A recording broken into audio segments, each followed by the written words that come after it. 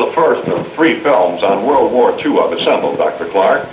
And this is the presentation you'll make to your high school classes. That's right. I got historic film scenes covering the whole period of World War II.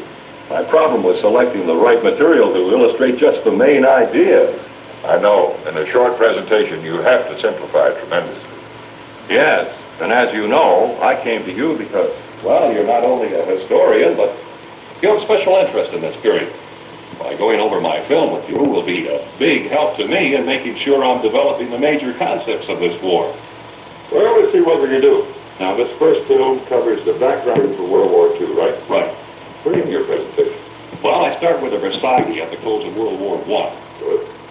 Your classes should first understand that World War I and World War II, which both started in Western Europe, were not separate, unrelated wars.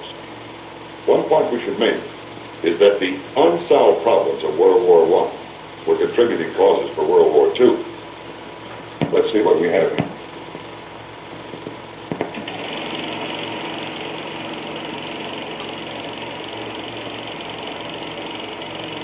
These are French crowds celebrating the end of World War I in November 1918.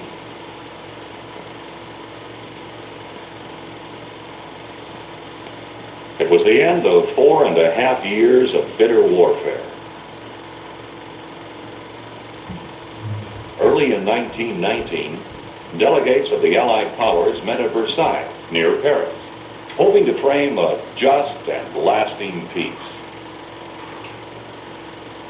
The cheering crowds were hopeful that the treaty would solve the problems of Europe, would end all wars. But within a few years, these people would realize that the treaty hammered out at Versailles, far from resolving the struggle in which 9 million men had given their lives, the Versailles Treaty had planted the seeds for a new and greater world war. Even before the end of World War I, Nikolai Lenin and other leaders had overthrown the government of Imperial Russia in a communist revolution.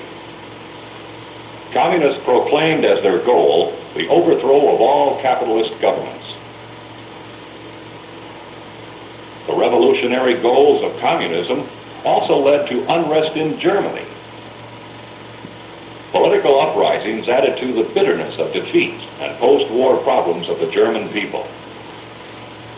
The shaky new German Republic was attacked on the one hand by red agitators and on the other by nationalist groups of ex-military officers. In 1923, a nationalist party tried to seize power in the unsuccessful so-called Beer Hall Putsch in Munich. This new party, called the National Socialist Party, was led by a little-known agitator, Adolf Hitler. Although few Germans followed Hitler then, most Germans were shaken by such attempts to overthrow the German Republic. Disastrous inflation was another blow to democracy in Germany in the 1920s. The mark, the German monetary unit, became almost worthless. The prices of food and other necessities rose to fantastic heights. Life savings were wiped out. The German economy shattered.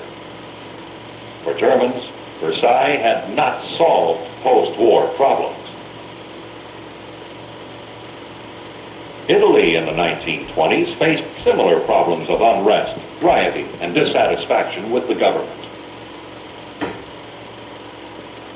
Facing a threat of communist revolution, King Victor Emmanuel was forced to accept as his premier Benito Mussolini in 1922. Mussolini's followers, called black shirts, were the core of the Italian fascist party. Under Mussolini, fascism had won a foothold in Italy. By 1926, Mussolini was dictator of Italy. His fascist party controlled all elections. The Italian people were stirred as they listened to their leader Il Duce promising them power and prosperity. Vast programs of public works were begun. It seemed that Italy's fascist government was concerned with the people's welfare. Land was reclaimed for farming, housing projects were built, but at the same time, Mussolini was creating a buildup of Italian armed forces, a modern navy, a mechanized army. As the rumble of Italian guns echoed in Europe, another event stunned the world.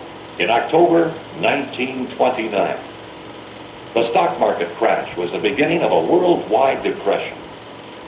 While the people of America and the other democracies grappled with staggering economic problems, and as breadlines formed in American cities, people in German cities were lining up to witness the growing leadership of Adolf Hitler. By 1932, Hitler's National Socialist Party had grown strong enough to take part in the government. In 1933, Hitler was named Chancellor of Germany. From that time on, Hitler preached the rise of a resurgent Germany. He assured Germans that the democracies were too weak to oppose this new Nazi Germany, and further, that the Western world would recognize in a rearmed Germany a powerful weapon against communism. And so in Germany, as in Italy, fascism was on the march in the 1930s. All right. Shall we summarize to this point? Yes. What would you say? Well, you might tell your classes something like this. After fighting World War I, people were simply tired of being involved in world problems. And yet there were still post-war troubles and unrest. In Europe, communism and fascism were both offered as alternative solutions to peoples dissatisfied with their own governments. In Russia, communism gained control. In Italy, fascism won out. In Germany, a brand of fascism called Nazism sprung up. Both Nazism and fascism were aggressive movements. The democracies, Great Britain and France, favored arbitration in the settlement of disputes. Yes, but in the end, arbitration didn't stave off aggression, did it? Well, it did at the start. Don't give the impression that the democracies didn't try to prevent aggression. You must indicate the role of the League of Nations. Yes, and I do. As a matter of fact, that's what's coming up next. These buildings in Geneva, Switzerland, house the League of Nations, established in 1920. The League, a forerunner of the United Nations, was an organization intended to preserve peace by arbitration. The United States never joined the League, but during the 1920s and 30s, delegates from many nations met here. One of the charter members of the League was Japan. In 1931, when Japanese troops invaded the Chinese province of Manchuria, it became apparent that the League of Nations couldn't stop aggression. Strictly speaking, Japan was not a fascist nation, but she was strongly militaristic. By 1937, Japan had moved into a full-scale war with China. This conflict was a prelude to the destruction and death that would come in World War II in the Pacific theater. In Europe, during the same decade of the 30s, the fascist forces of Italy launched an invasion of Ethiopia. Poorly equipped Ethiopian warriors were no match for the Italian mechanized forces. This conflict was a prelude to the struggle that would come in World War II in the North African theater. The aggression in Ethiopia was brought to the attention of the world by Ethiopia's Emperor Haile Selassie, who appealed to the League of Nations for help. In an eloquent address, Haile Selassie warned the League that the issue in Ethiopia concerned the fate of all nations. But the League, which had voted economic sanctions against Italy, did not offer collective resistance. Emperor Selassie's plea was in vain. Less than a year after the invasion, Mussolini proudly proclaimed Ethiopia an Italian colony. The aggressors were on the march. The year was 1936. Now, could we say that from this time on, the League was powerless to prevent war? Yes, the League had passed sanctions against Italy, but could take no effective action. It had no collective military. The vague democracy of large defense forces. And then the failure to check this aggression encouraged more aggression. Yes. As Germany and Italy increased their military strength, the democracies tried appeasement. prevent war by meeting all the demands of the aggressor. Ah, this is what I explain next. Good. After Hitler's rise to power in 1933, the threat of war in Europe became a reality. Hitler told Germans that Germany would withdraw from the League and renounce the Versailles Treaty. The Versailles Treaty had prohibited an armed Germany, but during the 1930s, Hitler ordered the building of a German Air Force, big naval construction programs, and an expansion and modernization of the Army. It was as though the clock was turning back to 1914.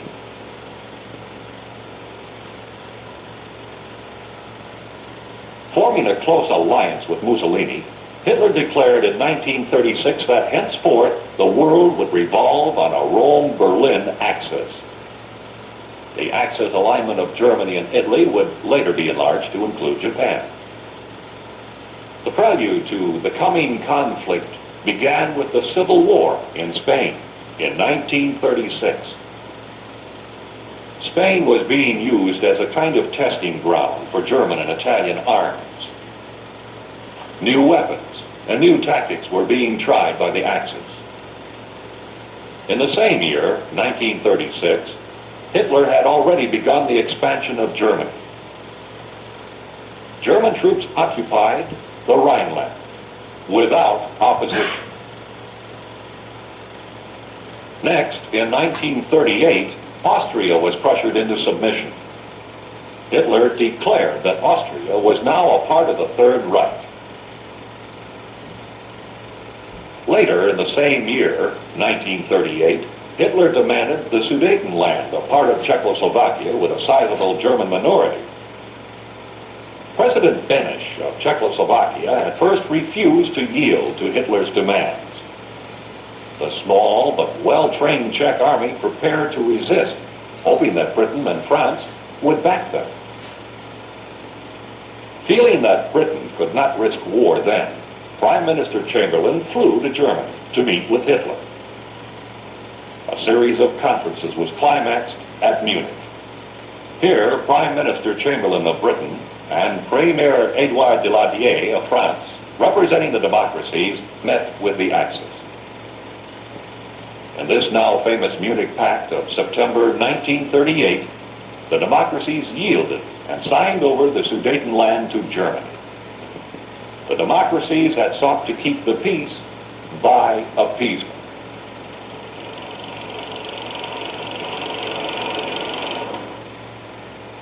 Yet there would be no peace. Let's stop for a moment and look at the map. There are those now who say that if Britain and France had put troops into the Rhineland to oppose this German violation of international law, the still small German army could have been crushed here in 1936. Of course, that's hindsight now, Monday morning quarterbacking. After Munich, as you said, Hitler added the Sudetenland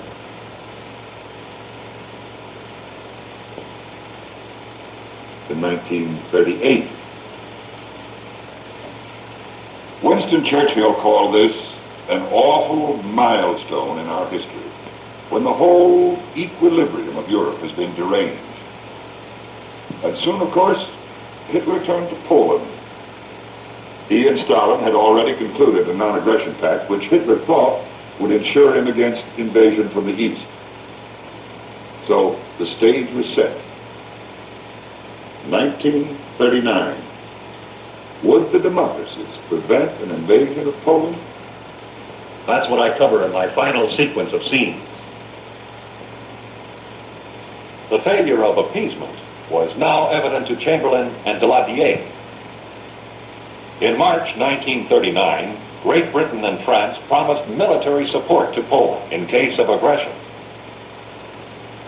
Britain mobilized her great fleet and her small standing army as her ally, France, brought her army to full strength.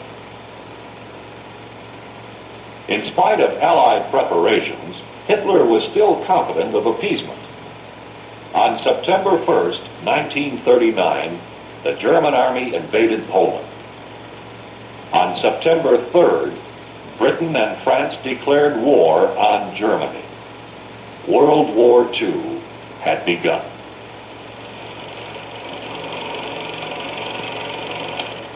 Well, that ends my presentation on the background period. Fine, that's a good place to stop. Now, I'd like to follow up with a summary of the key points for my classes. Well, in my opinion, you could restate briefly the topics illustrated in your film, something like this. First, the Versailles Treaty at the close of World War I left many national and international problems unsolved. Next, the League of Nations failed to preserve peace. There were many reasons, but mainly the individual nations were unwilling to give it the unified support it needed. Then, we have the rise of the aggressors.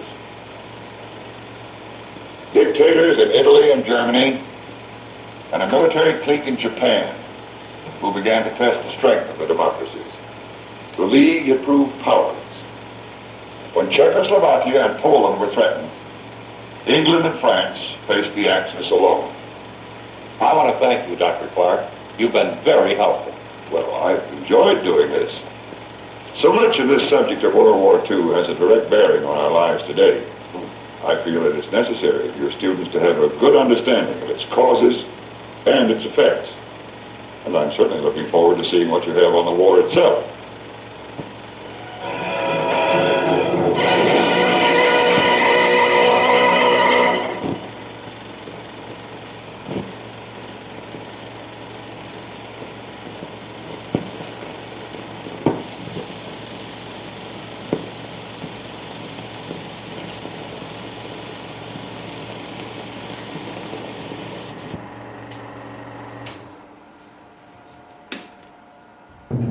Mm-hmm.